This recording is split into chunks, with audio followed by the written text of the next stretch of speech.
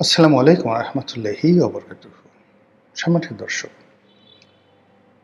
বর্তমান জমানাতে সামাজিক মাধ্যম, বিশেষ করে ইউটিউবের কন্টেন্ট, টিকটক, ফেসবুক, এমনকি লিঙ্কডইন সহ অন্য যে সকল সামাজিক মাধ্যম রয়েছে, যেমন বাইডু, তারপর টেলিগ্রাম, হোয়াটসঅ্যাপ ইত্যাদি অনেকগুলো প্ল্যাটফর্ম, তার সঙ্গে সঙ্গে বটিমও আছে, যেগুলো আমাদের সমাজের এই মুহূর্তে অনেকগুলো বিষয়ের নিয়ামক হয়ে পড়েছে।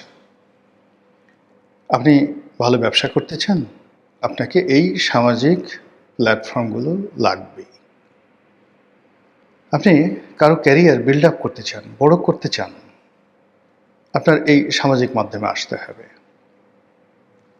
আপনি কাউকে ডিস্ট্রয় করতে চান, শেষ করে দিতে চান, ফালতু বানিয়ে দিতে চান, তার ক্যারিয়ার একেবারে শূন্যতে নিয়ে আসতে চান, এই সামাজিক মাধ্যমে আপনাকে গুজব ছড়াতে হবে।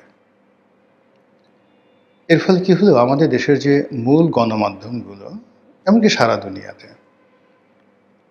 টেলিভিশন ছিল, পত্রপত্রিকা ছিল, এমনকি বই পুস্তক যারা লিখতেন, যেগুলো শত শত বছর ধরে জনমত গঠনে খুবই গুরুত্বপূর্ণ ভূমিকা পালন করত। যেমন ধরুন, কবি নজরুল একটা কবিতা লিখলেন। এখন কবিতা কয়জন পড়েছে বলেন তো? ওই জামানাতে, ব্রিটিশ জামানাতে, তার জন্য তাকে কিন্তু জেলে যেতে হয়েছে। এমনকি এরশাদ জামানাতে সব শালা কবি হতে চায়। কবি রফিকুল্লাহ যখন লিখলেন, তাকে জেলে যেতে হয়েছে, ভাত দে হারামজাদা। এই যে কবিতাগুলো, সেই কবিতার কারণে কবিদের জীবনে নানা দুর্ভোগ নেমে এসছে। পাকিস্তান জামানাতে কবি মাহবুবুল্লাহ একটা মাত্র কবিতা লিখলেন, এইখানে রমনার ঊর্ধ্বমুখী কৃষ্ণচূড়ার তলায়, যেখানে আগুনের ফুলকির মতো এখানে ওখানে জ্বলছে অসংখ্য রক্তের ছাপ। আমি সেখানে কাঁদতে আসিনি, আজ আমি শোকে বিহ্বল নই, আজ আমি ক্রোধে উন্মত্ত। 1952 সনের ভাষা আন্দোলন উপলক্ষে এই প্রথম কবিতা পাকিস্তানের ভিত্তি নড়িয়ে দিয়েছিল। এখন এসবের কোনো মূল্য নেই। কে কবি, কে কবিতা লিখলো, কে পত্রিকায় কলাম লিখলো, কোন পত্রিকায় কী নিউজ ছাপা হলো, এগুলো নিয়ে মানুষের এত মাথা ব্যথা হয় না। বাংলাদেশে এই মুহূর্তে যে কয়টি পত্রপত্রিকা যারা খুব ইনফ্লুয়েন্সিয়াল, তাদের মধ্যে ধরুন আমি কালের কণ্ঠের কথা বলি। এখন কালের কণ্ঠের বা ধরুন কালের কণ্ঠের আগে যেটা ছিল, সেটা হলো আরেকটি, সেটা কি একটা কণ্ঠ আমার মনে আসছে না। তো কালের কণ্ঠের সার্কুলেশন কত? 50-60 হাজার। প্রথম আলো হয়তো 80-90 হাজার। বাংলাদেশ প্রতিদিনের হয়তো 1.5 লাখ 2 লাখ এরকম হতে পারে সার্কুলেশন।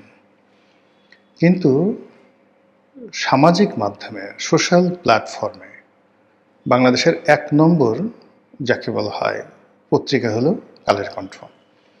তারা যেভাবে ফটোকার্ড তৈরি করে এবং তারা যে কোনো একটা রিপোর্ট তৈরি করে যখন ইন্টারনেটে ছেড়ে দেয়, সেটা যেভাবে ভাইরাল হয়, এটি এখন কোনো টেলিভিশন তার ধারে কাছে নেই। কালের কণ্ঠ টকশো করে, কালের কণ্ঠ তাদের লেখা ফটোকার্ডগুলো যখন ফেসবুকে ছাড়ে, ইউটিউবে ছাড়ে, অন্যান্য জায়গাতে ছাড়ে, এবং সেগুলো নিয়ে সারা বাংলাদেশ তোলপাড় হয়ে যায়। সেই যে বেনজির কাণ্ড, ছাগল কাণ্ড, তো বেনজির কাণ্ড, ছাগল কাণ্ড থেকে শুরু করে অন্য যা কিছু হয়েছে এই বাংলাদেশে গত 4-5 বছর ধরে, সব কিছু কিন্তু এই সামাজিক মাধ্যমের কল্যাণে। তো এই সামাজিক মাধ্যম সব সরকারের জন্য একটা চক্ষুশূল। ডক্টর ইউনূসের পতন হয়েছে সামাজিক মাধ্যমে, উত্থান হয়েছে সামাজিক মাধ্যমে। শেখ হাসিনার পতন হয়েছে সামাজিক মাধ্যমে, উত্থান হচ্ছে সামাজিক মাধ্যমে। আবার এখন শেখ হাসিনার যে প্রতি মানুষের যে সহানুভূতি, এটা সামাজিক মাধ্যমে হচ্ছে। কোনো মূলধারার পত্রিকা শেখ হাসিনার তালিববর্ষ একার এই কথাটা লিখতে পারছেন না। যে সমস্ত সাংবাদিক, যে সমস্ত সম্পাদক শেখ হাসিনার কদম মোবারক চুম্বন করার জন্য গণভবনে গিয়ে গড়াগড়ি করতেন যে আমাকে একটু সুযোগ দেন, আমি গণভবনে এসে জাস্ট ওনার কদম মোবারক চুম্বন করব, উনি যদি কদম মোবারক চুম্বন না করে, চুম্বন করতে সুযোগ না দেন, জুতোটা একটু পাঠিয়ে দিলে আমি তার জুতা চুম্বন করব। জুতাও যদি না দেয়, উনি যে হাঁসগুলো গণভবনে লালন পালন করেন, কিংবা যে মাছ, চিতল মাছ, বা ওনার যে বিড়ালটি রয়েছেন, আমি একটু তাদের সেবা করে বেঁচে থাকতে চাই। এই আকুতি যে সকল বড় বড় সাংবাদিকদের ছিল, তারা এখন তাদের শুধু আপনি বন্দুক ধরেন পিঠে, পিছনে বন্দুক ধরেন, সেগুলো আমি মরে যাব, কিন্তু শেখ হাসিনার তালিবীয় স নিয়ে কোনো কথা বলতে পারবো না, আমার এই সাহস নেই। তো এই যখন মূলধারার গণমাধ্যম অবস্থা, যে টেলিভিশনগুলো শেখ হাসিনার কথায় ফেনা তুলত, তারেক রহমান সাহেবের ওই একই অবস্থা, তয়াকারে তয়াকারে তা তয়াকারে তা শব্দটা যারা উচ্চারণ করতে পারতো না, এখন তারা সবাই তারেক রহমান সাহেবের গুণমুগ্ধ হয়ে গেছেন, এবং তারা উচ্চাঙ্গ বা মানে ধ্রুপদী সঙ্গীতে, ক্লাসিক্যাল মিউজিক, সেই ক্লাসিক্যাল মিউজিকে তা রে, এরকম জাস্ট যে রবিশঙ্করের মতো এভাবে তারা তাল তুলছেন, তালসে তাল মিলা, বা পিয়ারে পিয়ারে, বা দামাদাম মাস ক্যালেন্ডার। তো এইরকম শব্দ তুলে বিএনপির তারেক রহমান সাহেবের জিয়া পরিবারের প্রশংসা শুরু করেছেন। ঠিক সেই সময়টিতে এই যে সামাজিক মাধ্যম, সেই সামাজিক মাধ্যম সঙ্গত কারণে কেন জানি এরা সবসময় এস্টাবলিশমেন্ট বিরোধী হয়, সরকারের বিরুদ্ধে চলে গেছে, এমনকি তাদের একটা বিরাট অংশ জামাতের বিরুদ্ধে চলে গেছে। এবং এই সামাজিক মাধ্যমে সকাল বিকাল দিনে রাত্রে লক্ষ লক্ষ ফটোকার্ড, কন্টেন্ট, বক্তব্য, বিভিন্ন রকম টিকা, টিপ্পনী, এগুলো দিয়ে রাজনৈতিক দলগুলো একে অপরকে ঘায়েল করছে, তাদের কর্মীরা, তাদের সমর্থকরা, সবাই। এবং যেহেতু তারা ক্ষমতায় আছে, তারা এই বিষয়গুলো সহ্য করতে পারছে না। একজন নেতাকে ধরুন কাপড় চোপড় খুলে ফেললো এআই দিয়ে, তাকে দিয়ে একটা উলঙ্গ ড্যান্স দিয়ে দেওয়া হলো। একজন অপছন্দ, মানে যারা এই মুহূর্তে অপছন্দের মানুষ, তাদের মুখ দিয়ে একটা এরকম ডায়লগ তৈরি করা হলো এআই দিয়ে, মনে হলো যেন একেবারে অ্যাজ ইট ইজ। আমজনতা এগুলো শুনে খুব খুশি। কাউকে দিয়ে মাইকেল জ্যাকসনের ড্যান্স দেওয়াচ্ছে, কাউকে দিয়ে মিয়া খলিফার ভূমিকায় অভিনয় করাচ্ছে, কাউকে দিয়ে সানি লিওনের ভূমিকা অভিনয় করাচ্ছে, কাউকে সেই আরও বাজে বাজে জিনিস করা হচ্ছে। তো এই বিষয়গুলো কি নিয়ন্ত্রণযোগ্য নয়? এটা কি করে নিয়ন্ত্রণ করবে? কোনো আইন দিয়ে কি এটা সম্ভব? কিংবা এর যে প্রতিপক্ষ, সেই প্রতিপক্ষ দ্বারা কি এদেরকে দমন করা সম্ভব? একেবারেই না। স্বয়ং আমেরিকা এর দ্বারা, যাকে বলা হয়, সন্ত্রস্ত। এই যে আর্টিফিশিয়াল ইন্টেলিজেন্স যে প্রযুক্তি, সেই প্রযুক্তি যারা আবিষ্কার করেছে, তারাই এখন বলছে এটা একটা ফ্রাঙ্কেনস্টাইনের দানব, এর ফলে মানব সভ্যতা বিলীন হয়ে যাবে, মুহূর্তের মধ্যে বিলীন হয়ে যাবে।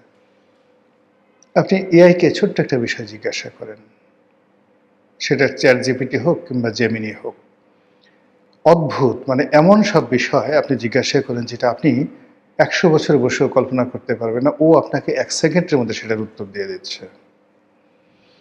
আপনি চ্যাট জিপিটির কাছে বা যে কোনো এআই নির্ভর প্রযুক্তির কাছে আপনার একটা ঘরের মানে মাপ দিয়ে দেন যে আমি এখানে ফার্নিচারগুলো কীভাবে সাজাবো। আপনি বলে দেন যে আমি একটা ভালো শার্ট কিনতে চাই, কোনটা আমার শরীরে মানাবে। আপনি প্রেম করতে চাই, কী ধরনের মেয়ে আমার জন্য ভালো হবে, ছেলে আমাদের জন্য ভালো হবে। আমি বিয়ে করতে চাই, কেমন হবে। আপনি আমাকে শিখিয়ে দেন আমি কীভাবে প্রেম করব। মানে যে ধরনের উত্তর আপনি পাবেন, আপনার মাথা খারাপ হয়ে যাবে। আপনার পছন্দের একটা রমণী আছে বা পছন্দের একটা পুরুষ আছে, আপনি বলবেন যে আমি এই পুরুষটিকে উলঙ্গ দেখতে চাই, তুমি আমাকে এরকম একটা ছবি তৈরি করে দাও। ঠিক তদ্রুপ সে সেই ছবিটা তৈরি করে দেবে। ফলে এই যে একটা এআই নির্ভর সামাজিক মাধ্যম আমাদের জীবনে চলে এসেছে, এটা দ্বারা প্রেম, ভালোবাসা, যৌনতা, অর্থ, টাকা পয়সা, লেনদেন, ব্যাংকিং, ব্যবসা বাণিজ্য তছনছ হয়ে যাচ্ছে। এমনকি এই যে রাজনীতি, স্মরণকালের সবচেয়ে ভয়াবহ এবং বিপজ্জনক অবস্থা অতিক্রম করছে এই প্রযুক্তির কারণে। এই সামাজিক মাধ্যমের যন্ত্রণায় অতিষ্ঠ নয় এমন কোনো মানুষ নেই, এমনকি যারা এর সঙ্গে জড়িত, খুব ইনফ্লুয়েন্সিয়াল, সামাজিকভাবে খুবই ইনফ্লুয়েন্সিয়াল, কোটি কোটি যাদের ভক্ত গ্রাহক আছে, তারাও এর চিন্তায় অস্থির যে কখন প্রতিপক্ষ তাকে আক্রমণ করে বসে। এটার সমাধান কি? এটার সমাধান হলো, একমাত্র সমাধান আমি যেটা ব্যক্তিগতভাবে মনে করি, অনেস্ট থাকা, পরিপূর্ণভাবে অনেস্ট থাকা। 2 নম্বর হলো যে কোনোভাবে যে কোনো মানুষকে হার্ডলি আঘাত না করা। সফটলি আঘাত করতে পারেন, সমালোচনা, রাজনীতি যেহেতু করেন সমালোচনা করতেই হবে, কিন্তু it should be in a softer way. কিন্তু কোনো অবস্থাতে যদি আপনি হার্ডলি করেন, আপনাকে উলঙ্গ করে ছেড়ে দেবে এই সামাজিক মাধ্যমে। এরপর হলো অন্যায় করা যাবে না, বড় বড় বাগম্বর করা যাবে না, মুনাফিকি করা যাবে না, এবং আপনি যদি একেবারে সত্য যুগে ফিরে যান, সেক্ষেত্রে আপনাকে নিয়ে কোনো কথা হবে না। যেমন ধরুন, উদাহরণ হিসেবে বায়তুল মোকাররমের খতিবের কথা বলি, তার কথা বলি, দেখুন তাকে নিয়ে কিন্তু সামাজিক মাধ্যমে কোনো নেতিবাচক কথা হচ্ছে না। কিন্তু আপনি যদি আব্বাসীর কথা চিন্তা করেন, আপনি যদি সেই আমির হামজার কথা চিন্তা করেন, অন্যান্য যারা আছে তাদেরকে নিয়ে যে সকল সমালোচনা হয়, এর পেছনে আপনি দেখবেন যে তাদের বক্তব্য, তাদের উগ্রতা, তাদের ব্যক্তিগত জীবন সব মিলিয়ে they have created huge enmity, প্রচুর শত্রু তারা তৈরি করে ফেলেছে। ফলে এই মানুষগুলো যারা সমালোচিত হয়েছেন, তারা 3 বছর আগে, 4 বছর আগে, 5 বছর আগে তাদের যে একটা সামাজিক অবস্থান ছিল, তাদের যে মূল্য ছিল, ভ্যালু ছিল, প্রভাব ছিল, প্রতিপত্তি ছিল, এটি এখন এই সামাজিক মাধ্যমের কল্যাণে নেতিবাচক অবস্থায় চলে এসেছে। এমনকি আমরা যারা ইউটিউব কন্টেন্ট করি, আমাদের মধ্যে যারা খুব বেশি বাড়াবাড়ি করেছেন বা এখনো করে চলছেন, দেখেন অনেকে হারিয়ে গেছে। ইল্লু হারিয়েছে, পিঙ্কু হারিয়েছে, টিঙ্কু হারিয়েছে, এদের কোনো নামগন্ধ নেই। এমনকি ধ্রুব রাঠির মতো প্রভাবশালী লোকজন আছেন, তারাও কিন্তু এখানে নেই। আর টিম টিম করে যারা ধীরে ধীরে এগুচ্ছেন, এই সামাজিক মাধ্যমে 3 বছর 2 বছর টিকে থাকাটা খুব কঠিন একটা বিষয়, ভীষণ রকম একটা কঠিন বিষয়। তো সেই দিক থেকে রাজনীতিতে যারা আছেন, তারা সরাসরি এই সামাজিক মাধ্যমের সাথে ফাইট করাটা তাদের জন্য নির্বুদ্ধিতার কাজ। বরং যখন সামাজিক মাধ্যমে কোনো নেতিবাচক বিষয় আসে, কাউকে নিয়ে ট্রল করা হয়, আহত ব্যক্তি বা ক্ষতিগ্রস্ত ব্যক্তি যদি মুহূর্তের মধ্যে স্থির হন, কারণ